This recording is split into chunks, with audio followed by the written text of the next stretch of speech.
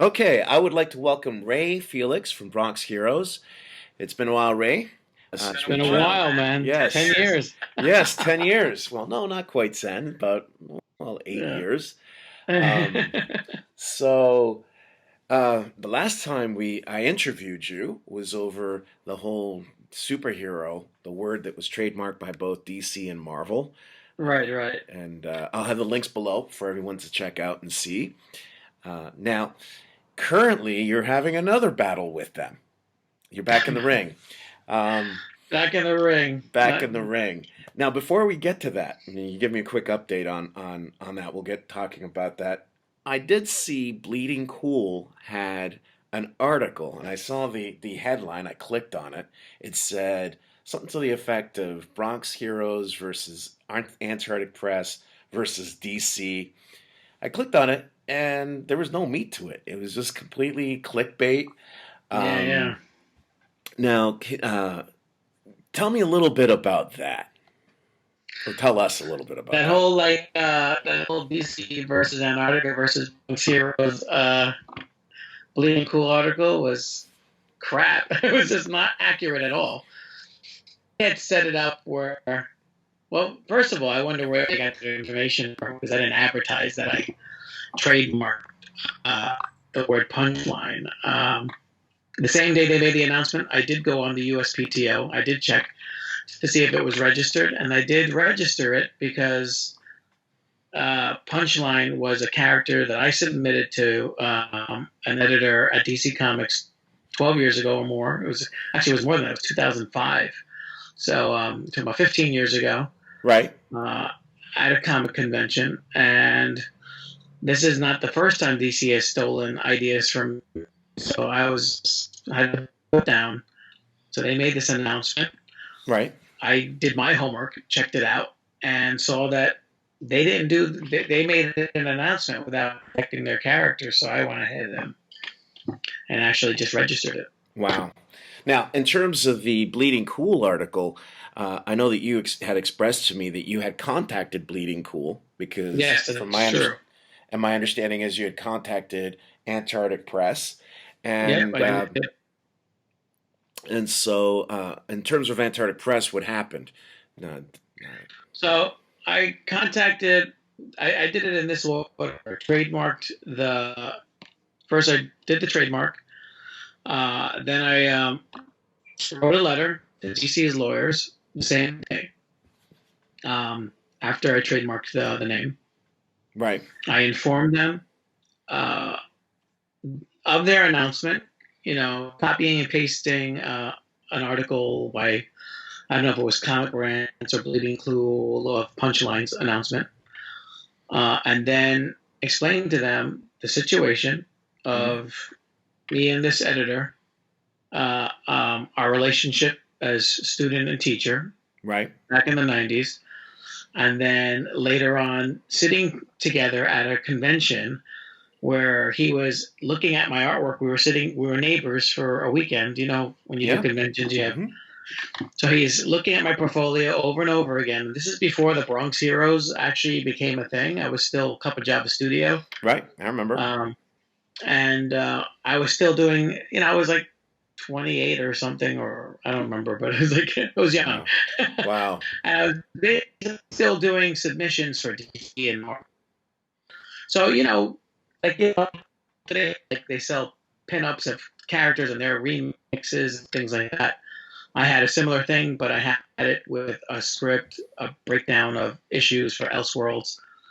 And he asked for it. He wanted the original art, and I was like, "Well, I can't give you the originals. I'll make copies for you." Right. Um, and I said, would you take a look at this script that I have? There's a story. Would you be willing to just give me some pointers, give me some notes? So it's not Right. like I'm making an official DC submission.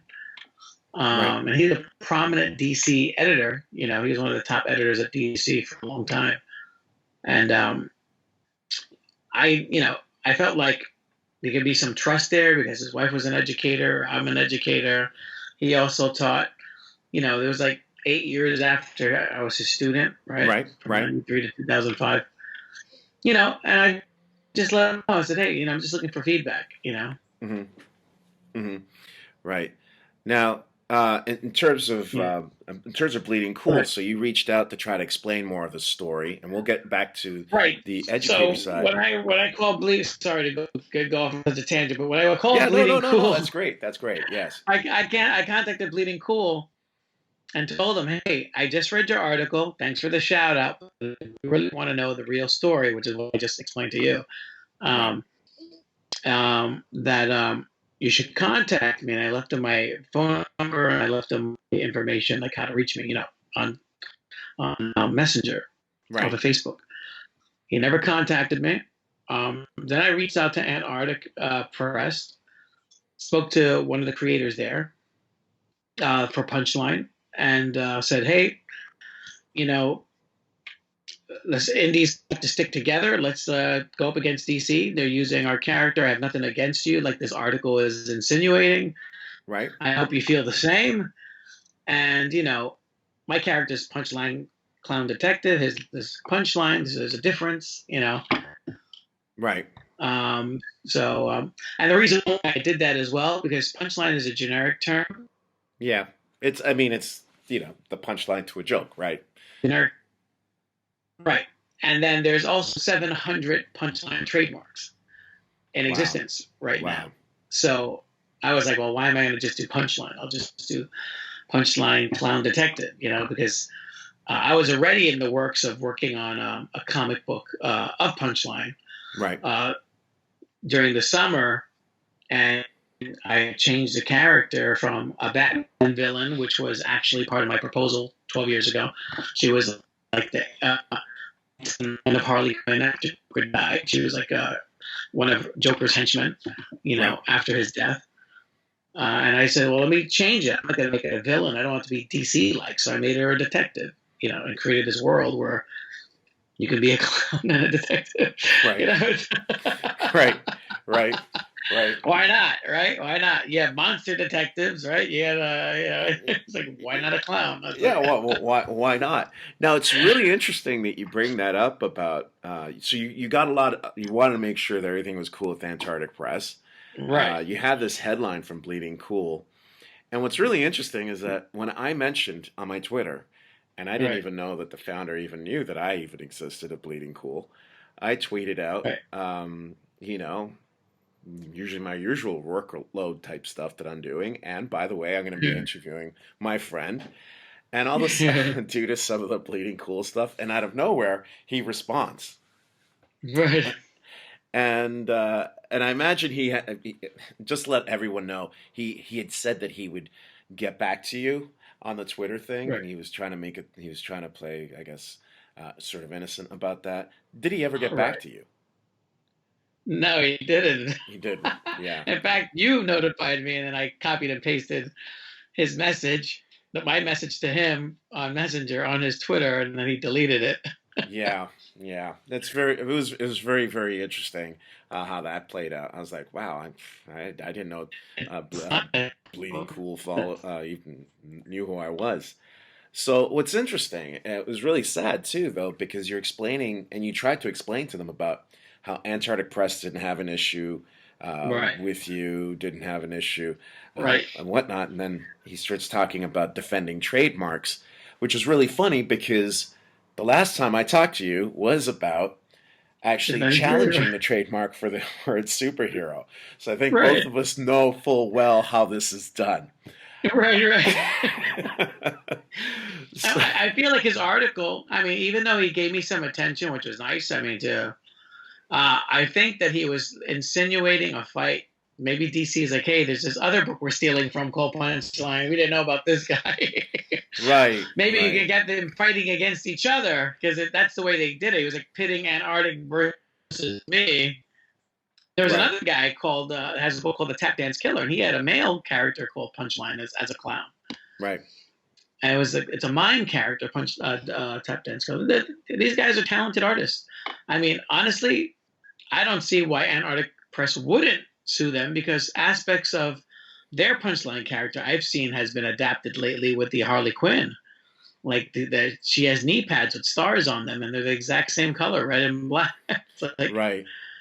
Right. I mean, I could see. I mean, they buy our books. They buy our books. They nitpick and steal what they can. And that's really it comes down to the next thing I want to talk to you about, and that is the fact that in terms of dealing with Marvel or DC, the big boys, and challenging Right. trademark and copyright. I mean, first of all, are you going to challenge them in terms of the trademark for Punchline? Yeah. Good. If they, I mean, if they actually try to say, "Hey, that's ours," I'm like, "You." Right. It's Right. like they didn't try to trademark it. Right. Uh, Right. Right. I Yeah. mean, Okay. I own it fair and square. They try to steal. I mean, even though they threw a dress on the character and colored her purple and black, it's like still the same character. You know, the face is similar. Uh, it's just like with the Signal. 2 years ago, I don't know if we ever spoke about this, but 2 years ago they came out with a character called the Lark. He was 95 or 98% exactly like Black Power. Hmm. Yes, we did talk about that. All right. So you were talking about Black Power, the character Right. Black So two Power. years ago, Black Power was being ripped off by a character called the Lark. Um, in New York Comic Con 2008, I was releasing posters, and I still have extras of those, of Black Power, fully yellow. He was like a yellow orange. Hmm. And then I had postcards of him uh, with yellow, orange, and black, half yellow, orange, and then we had Right. full yellow, orange. But when we put the book out, it actually ended up coming out. Actually, that was before. That was like the year before, so it's probably 2007. Then 2008, we actually, when the book came out, we actually changed them to the color purple, and no pun intended. But that's Yeah. like, but and DC ripped it off. So I wrote them a letter to their lawyers in New York, Kenyon and Kenyon, and I said, "Look, you're actually infringing on my copyright of Bronx Heroes and my trademark of Bronx Heroes. And Black Power is a character who debuted in the World Without Superheroes, which is subject of our lawsuit. Right. And New York lawyers were like, well, the word superhero has nothing to do with this character, Black Power, because I have Black Power trademark, I have Bronx Heroes trademark. Right. We don't see how these characters look similar. Characters, they all look, they're a variation of each other. It's derivative, whatever. Right. So I'd So like to see someone rip off Spider-Man, and see how right, fast they walk away right, not going to. exactly. Right. So I just Wow. told him, okay, you don't think it looks alike? I took a drawing from online of the character, cleaned it up, like made it black and white. I painted them the same colors as my character. I sent it back to him. I said, "What do you think about that now?" He didn't respond. But Wow. a year later, because he looked identical, and then a year later, they changed the character. They changed his name to the Signal. They debuted him in a book called Batman and the Signal, Right. and then they changed his costume. But still, even though they changed his costumes, there are still aspects that were not the same as before, but they changed new aspects that made it look even closer to the character than it was before, But it was enough of a change that you can't say, oh, this is my character. Before it Right. was identical. Right. So Now, this was like 75% versus the 95, 98% it was. So I left it alone. I was like, fine, they changed it. But right. now they're doing letters, and they put him with Black Lightning in the comic books as like a Black Lightning sidekick, Oh, wow. and that pissed me off because now they're drawing his face and they're going back to those old designs of trying to make him look like he had a motorcycle helmet type thing before, but now they're making his mask look just like Black Power now. Wow. And I was like, that's not cool. So I had to reach out to them again about that. So So it's a and the same thing. So when I wrote them a cease and desist, I mentioned another character that I didn't make a big deal about back when it happened because it was right after the lawsuit in 2014. right. They ripped off. I should have made a big deal about it. In the Batwoman comic book, the New 52, I discovered after the lawsuit that there was it's a Kane. I forget. I don't know her. I think Alice. They call her Alice Kane or whatever. Right. She's in the TV show now. She has the same exact design and hairstyle as the character that I created Right. for this DC proposal. I didn't make a big deal about it. And through the years, I did see them stealing aspects of it, but I figured, well, it's Batman and Robin. I'm like, I don't have a claim on that. But now Right. you're taking original characters that are not in the DC Batman universe. They're not remixes. They're fresh, brand new Right. characters, and then you're And this using them. and this kind of ties back to what you were originally getting into, where you say was a side note, but it wasn't really a Right. side note. We were going to get to talk about that, sort of like I guess you could say, as sort of as a jam, talking about the issues